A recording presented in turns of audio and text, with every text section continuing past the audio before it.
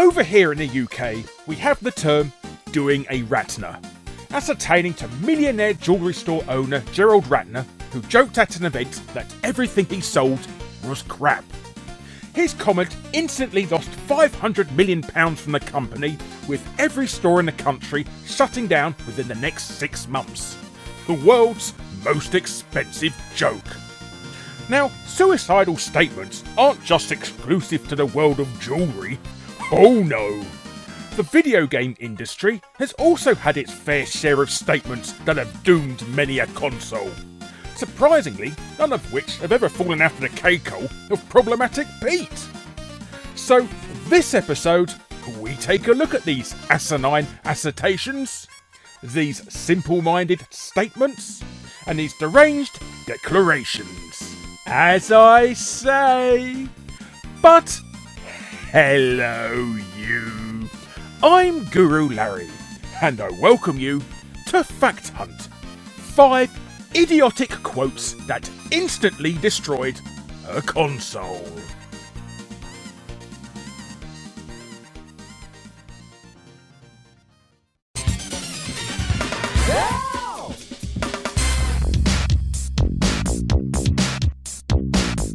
The Atari Jaguar was Atari's final attempt at staying in the gaming business. Proudly boasting at gamers to do the math, the console towered over the Mega Drive and the Super Nintendo at the time with its alleged 64-bit power. However, you didn't need to be a mathematician to see Atari were clearly fudging the numbers.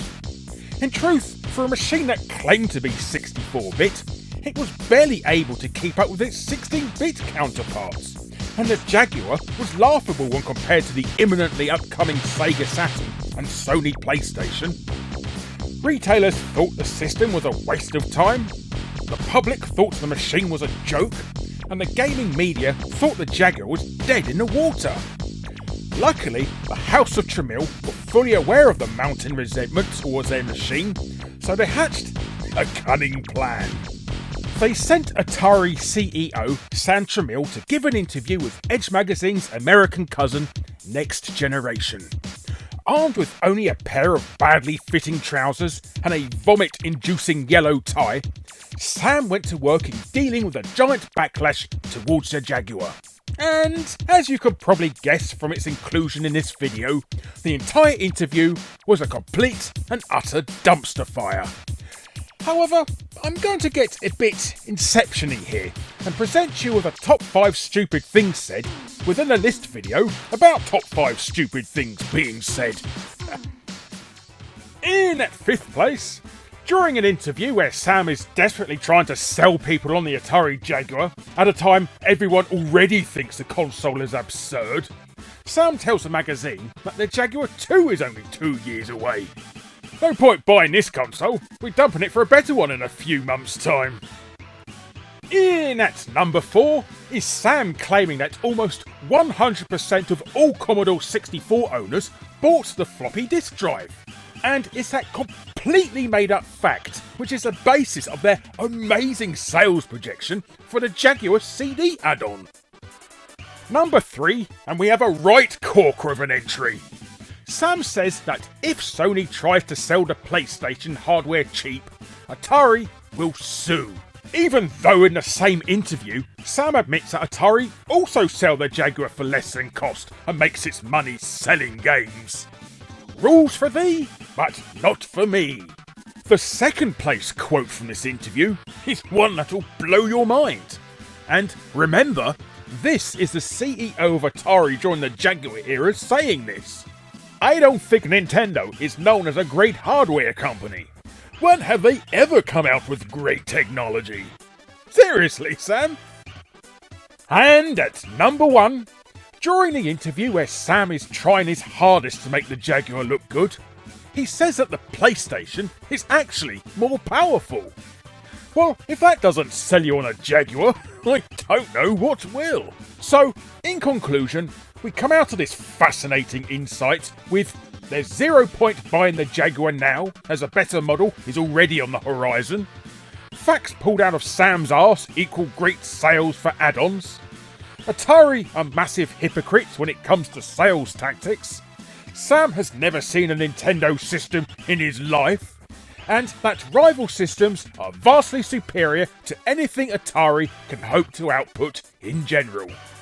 Needless to say, Sam was out of a job less than 12 months later. Can't imagine why.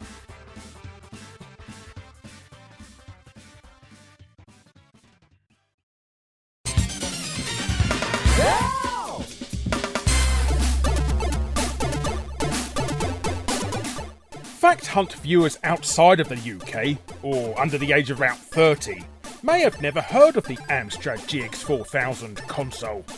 Well, to bring you up to speed, it was basically a repackaged version of the Amstrad CPC home microcomputer, and it was released in the UK during 1990, just in time for Sega to curb stomp it out of existence.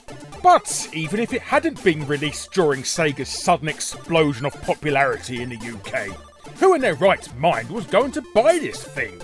Even though its specification meant it was more powerful than its home computer cousin, because of its close compatibility, all third parties bothered doing was converting their existing CPC tape-based titles onto the GX4000 cartridge format, as charging 30 quid for a 2-year-old game that was going for £3 by then is a bargain by anyone's definition.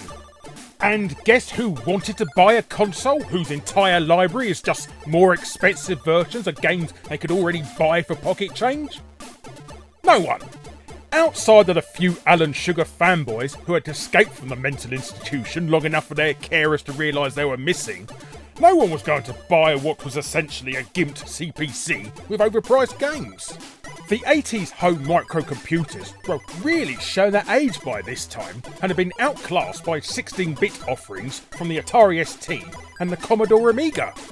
And for users looking to get into home console gaming, Sega's very affordable Master System had such a strong grip on the UK market, even Nintendo's NES was being outsold 4-1. So, with the public fully aware the Mega Drive was also just around the corner, no one in their right mind was going to buy Alan's box of crap. Amstrad's machine utterly bombed in sales, and showed that you couldn't dress a pig up like a pony and expect the game's playing public not to notice. So, you would have thought that Amstrad would have learnt that trying to pull the wool over people's eyes doesn't end well. And after a few years, everyone involved could just admit that the whole thing was just a bad idea. Nope! Cliff Lawson was a long-time employer at Amstrad. He was a key member of the team that launched the GX4000, and he was still there in January 2005 when he gave an interview to Retro Gamer magazine. And it's in this interview that Cliff says something so stupid, it's almost unfathomable. Now, bearing in mind, throughout this entire section, you've been watching footage of GX4000 games, so you've got an idea of what this machine is like in the graphics department. Well, Cliff said this: "The GX4000 arrived in the same era as the Nintendo SNES, and technically the Amstrad was at least as good." You what? Cliff, there is nothing about the GX4000 that's even remotely close to being as good as a SNES. It's this sort of insanity that led you to spend so much money on marketing this brick that you literally would have saved money giving everyone who bought the console a refund, every single game ever released, and £1,000 spending money. I mean, seriously, that's how much money they wasted on this thing.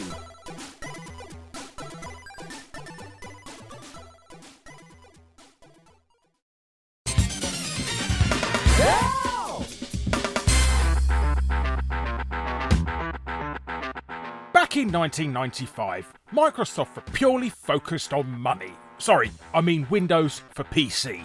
And the Xbox brand was not even a glint in the eyes of Bill Gates. Also, unlike today, Windows was not known for being a particularly good platform for playing games. Although some rather hardline Linux users may argue that still holds true. Most PC games in this time period were played with the user exiting out of Windows altogether and loading them manually through DOS. The evidence of Windows' ineptitude to play games during this era can be seen by the mere fact that DOSBox exists. Windows was extremely resource heavy, and while running didn't leave most computers with enough horsepower left to run anything more demanding than Chip's Challenge, whereas DOS was lightweight and didn't drink up all the CPU runtime. Actually, even as I write this, I've only got Word open and somehow 37% of my 16 gig of RAM is being used, so maybe those Linux lunatics are onto something. Anyway, Microsoft wanted to shake this off with the release of its brand new operating system, Windows 95. So, to further drive this message home, Microsoft put on a show called the Windows 95 Games Launch to show PC game developers just how much effort they were going to make sure Windows 95 took the place of DOS as a method for running games on PC. And to show they meant business, Bill Gates superimposed himself into a scene from the new Windows 95 version of Doom. Armed with only a shotgun and clearly someone else's trench coat, Bill delivered his vision for gaming on how he believed Microsoft Windows was the best platform for gaming. Now, we all know about a decade later, Microsoft will release the Xbox as a way to break into the console market and stop Sony from completely running away with the whole thing. Now, Microsoft wouldn't release the Xbox if they didn't want you to buy it. However, during the Windows 95 game launch show, Microsoft had a different message, and that was, don't buy a console. Yep, just 10 years prior to the Xbox, the same company were telling gamers not to spend their money on a games console and just buy Windows instead. Their argument was that the PlayStation cost £300, yet a Windows 95 upgrade was just £70. So it was obvious you should just get their operating system. Of course, this didn't include the £300 you need to spend on a 3DFX card to actually be able to play new 3D games. And it definitely didn't include the cost of a new Intel Pentium Pro CPU, which cost anywhere between £500 to £1,000 at the time. So this all may seem like a huge expense, but don't worry. Microsoft is all about giving the customer value for money. So in this same report where Microsoft are advising you not to buy a console, they're also letting everyone know that they're releasing a CD that contains 20 demos of new Windows 95 games, and all for only £10. What a bargain!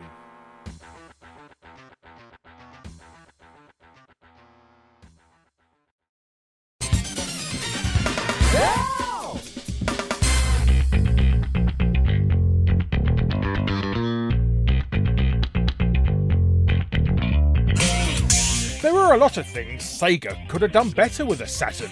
For instance, why didn't they equip it with better 3D polygon capabilities, when at the time they were leading the way in 3D polygonal arcade games? I mean, how did that even happen? The company that literally invented the first 3D fighting game with Virtua Fighter didn't even think about building their console around this tech. They could have not botched a release outside of Japan and had enough units ready to sell and not leave half the retailers fuming with anger, thus leaving Sony to swallow up most of the in-store shelf spaces. Instead of taking the hottest arcade racing game of the moment and turning it into a jerky pop-up nightmare that looked like a joke compared to the PlayStation's Ridge Racer, they could have actually put some damn effort into the Saturn port of Daytona, USA. There are many things Sega could have done better, but even with all these setbacks, it didn't stop the Saturn from having a decent library of games. Or a fantastic library of games if you imported all the really good ones that never left Japan. It's just a shame many people didn't get to play a lot of these releases, because Sony was busy dominating the entire games industry with an unmatchable set of titles for the PlayStation. By 1997, it was clear that Sony was pulling far ahead of Sega as more and more people were choosing their console over the Saturn. Sega needed some luck and a blockbuster title. What Sega didn't need, however, was for then CEO of Sega of America, Bernie Stoller, to say something stupid and give people even less of a reason to pick up the Saturn over the PlayStation. Unfortunately for fans of Sega's out-of-this-world console, that's what they got.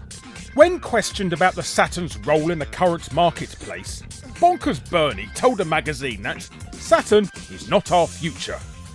This was 2 years before the American release of the Sega Dreamcast, So what Bernie did was manage to completely extinguish any interest still left from potential Saturn buyers, while at the same time telling current owners of the machine that their 2-year-old console was on its last legs.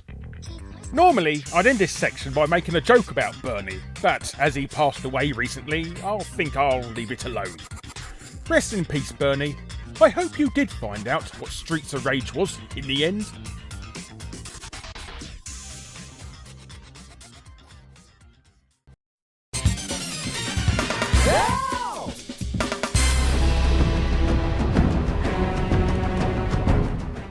Finally, we have the biggest screw-up in recent times. The reveal of Microsoft's 2013 console, the Xbox One. Stupid things began before the console was even revealed, when Microsoft employee Adam Orth wrote on Twitter that he didn't understand why people were upset with always-on devices, and told people to deal with it.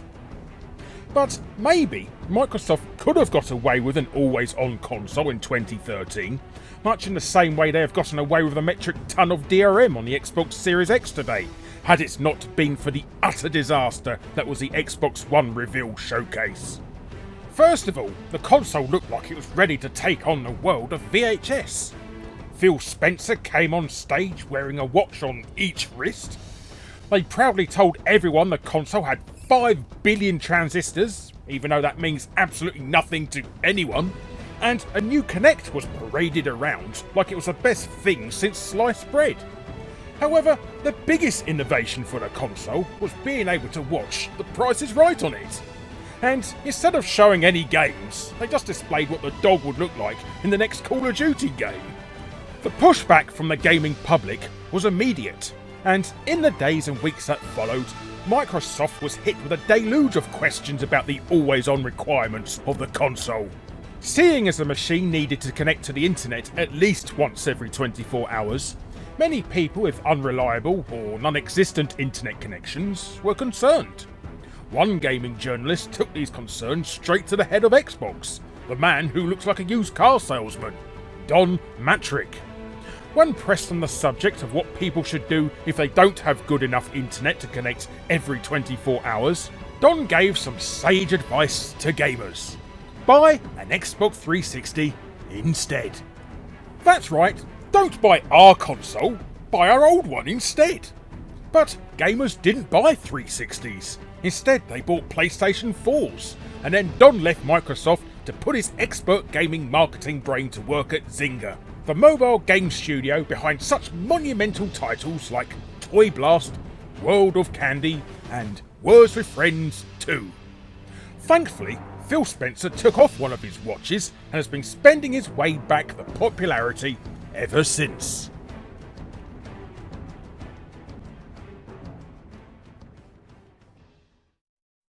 Hello you! Thanks ever so much for watching. Be sure to subscribe to be first to see future Fact Hunt episodes. Click on the bell if you already are to make sure you're notified, and be sure to check out my other episodes. And if you want to be super awesome, check out my Patreon. But thanks again for watching, and until next time friends, I'm missing you already.